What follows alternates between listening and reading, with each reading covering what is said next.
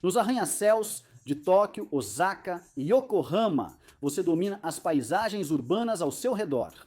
Essas torres parecem tão imóveis e firmes quanto qualquer estrutura feita pelo homem.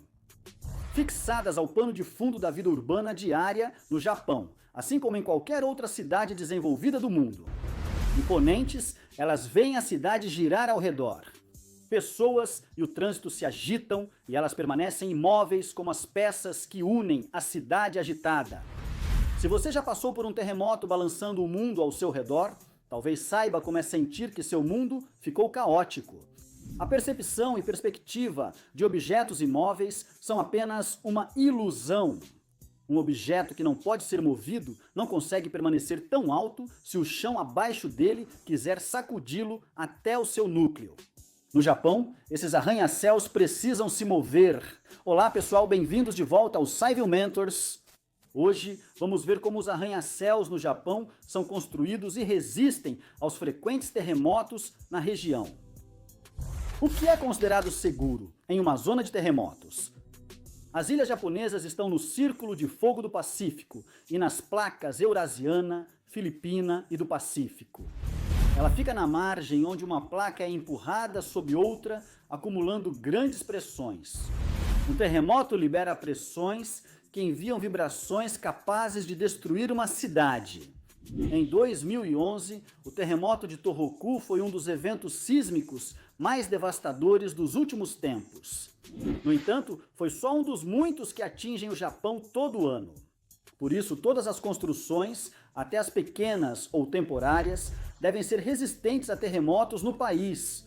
Esses engenheiros buscam atingir dois principais níveis de resistência. Primeiro, resistir a terremotos menores, comuns no Japão durante sua história. Nesse nível de magnitude, qualquer dano é inaceitável, pois desejam que o edifício seja tão bem projetado que resista ao terremoto sem danos. O segundo nível de resiliência é suportar terremotos extremos. São mais raros e o parâmetro foi definido pelo Grande Terremoto de Kanto em 1923. Foi tão grande, com magnitude de 7,9, que não só devastou Yokohama e Tóquio, mas também matou mais de 140 mil pessoas nesse processo. Esses terremotos e a resiliência indicam mais margem de manobra que antes. Preservar edifícios já não é mais o objetivo. Em vez disso, qualquer dano que não cause vítimas humanas é aceitável e os projetos são feitos para proteger vidas. Esse é, na verdade, o requisito mínimo em lugares assolados por uma enxurrada de terremotos, como o Japão: proteger as pessoas. Mas como eles fazem isso? Para suportar essas forças, os prédios devem ser projetados para absorver ao máximo a energia sísmica e evitar desabamentos. O principal processo é chamado isolamento sísmico. Prédios ou estruturas são colocados sobre suportes de absorção de choque, que às vezes são tão simples quanto blocos de borracha com cerca de 30 a 50 centímetros de espessura. A absorção de choque resiste aos movimentos do terremoto e alivia a pressão nos prédios. Eles são colocados sobre almofadas de borracha em todos os lugares onde constroem colunas até a fundação. Adaptações na base dos prédios são apenas uma das formas de tornar os edifícios capazes de resistir a terremotos. Amortecedores ao longo de toda a altura também melhoram a resistência. Se você colocar amortecedores em vários pontos, em certos andares, como em cada andar alternado, é possível reduzir o movimento geral do prédio durante um terremoto para um valor muito menor e evitar danos estruturais generalizados. Esses amortecedores se parecem um pouco com bombas de bicicleta, mas são preenchidos com líquido em vez de ar. Comprimir a bomba pressiona o fluido, movendo-o levemente e reduzindo as vibrações. Frequentemente, projetistas de arranha-céus relutam em fazer concessões para cumprir os padrões sísmicos exigidos pelos engenheiros. Esses dispositivos que controlam tensão excessiva não são o único meio de reforçar edifícios, pois muitos dependem do layout e do design. Quanto mais regular o edifício, melhor. Manter todos os andares com uma altura padrão e uma grade uniforme para as colunas ajuda os edifícios a terem um desempenho melhor em um terremoto. Porém, projetistas frequentemente entram em conflito com a engenharia, pois projetos padronizados nem sempre combinam com suas visões arquitetônicas. Estruturas em malha também ajudam a evitar que os suportes do edifício entortem. Se uma parte entorta, o vizinho próximo ajuda a evitar a deformação e fortalece o edifício, distribuindo a energia uniformemente. Uma empresa têxtil japonesa usou corda de fibra de carbono. Eles criaram um fio resistente de compósito de fibra de carbono.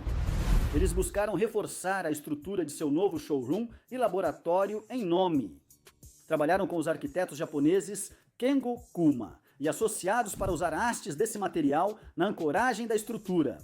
Eles usaram as 1031 hastes combinadas no telhado. Eles amarraram simples hastes ao chão para estabilizar a estrutura, usando 2.778 hastes internas. Talvez seja a primeira vez que a fibra de carbono é usada assim. Mesmo assim, eles acham que isso pode ser usado em estruturas flexíveis, como edifícios de madeira que balançam. O futuro da proteção contra terremotos. Criar edifícios realmente à prova de terremotos não vai ser um processo estático. Pesquisadores avaliam o impacto futuro dos terremotos em estruturas observando a atividade das falhas geológicas. 2021 já registrou 2 terremotos de magnitude 7,0 ou superior até agora, mesmo enquanto nos aproximamos do final do ano. Em fevereiro, houve um forte e fatal terremoto de magnitude 7,1 em Fukushima. E depois, em março, em Miyagi, ocorreu um tremor de 7,0. Esse nível de terremotos está se tornando cada vez mais frequente e os sismólogos terão a tarefa cada vez mais difícil de prever o imprevisível. A resposta parece estar nos testes graduais das tecnologias já usadas para estabilizar edifícios. Eles seguem testando designs criativos, como as estruturas de malha citadas. Às vezes, os testes ocorrem em estruturas menores e experimentais, como a de malha poliédrica, feita para resistir ao colapso, totalmente desenhada por São Fukimoto. Analisar antigas técnicas de proteção contra terremotos pode indicar o futuro. O Japão foi atingido por terremotos de magnitude 7,0 ou superior impressionantes, 61 vezes desde que o templo Horyuji foi construído em 607 d.C. Como essa estrutura de 37 metros conseguiu resistir a todos esses tremores? Desde o século VI, o Japão possui pagodes de vários andares, tecnologia trazida com o budismo da China. As pagodes eram tradicionalmente construídas de pedra no continente, mas com a instabilidade sísmica do Japão, esse design não duraria muito. Os japoneses conseguiram adaptá-las à instabilidade com 3 mudanças no design: uso de beirais largos e pesados, andares desconectados e o shimbashira para absorver choques. A Torre Sky Tree, em Tóquio, exemplifica bem a mistura do antigo com o novo, sendo o segundo edifício mais alto do mundo, perdendo apenas para o Burj Khalifa, inaugurado em 2012 em Dubai. O estilo apresenta um visual neofuturista e elementos da tradicional pagode japonesa como um pilar central com amortecedores sísmicos. Essa combinação absorve a energia de terremotos, como mostrado pelo desempenho da torre nos últimos anos. O shimbashira foi criado para evitar que os andares se flexionem excessivamente. Ele é como uma coluna de sustentação, mas não suporta o peso do edifício. Essas estruturas podem ter sido feitas de um grande tronco de pinheiro. Ela fica pendurada sob o telhado e desce por um eixo central na estrutura. Às vezes, ela era enterrada na terra, mas em outras ocasiões, era apenas apoiada levemente sobre o solo. Às vezes, ela fica pendurada. Funciona nesse caso, balançando até o ponto de colapso e absorvendo o impulso dos andares quando eles batem contra ela. É um pêndulo gigante com massa, capaz de absorver movimentos e choques de terremotos. Essa tecnologia de amortecimento ainda é usada atualmente. O Taipei 101 tem um pêndulo de 4 andares e 730 toneladas de aço no 92º andar para evitar que o prédio balance com ventos fortes. Em Nova York, no Citicorp Center, ela é um bloco de concreto de 500 toneladas que impede que furacões movam o edifício.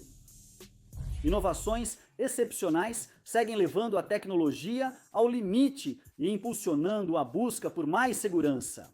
A promessa fundamental de engenheiros e arquitetos de ajudar a preservar a vida humana continuará cumprindo esse papel. Vamos observar como eles seguirão ultrapassando os limites do design, estética e tecnologias antigas. Por ora, só podemos admirar as incríveis estruturas que eles já criaram.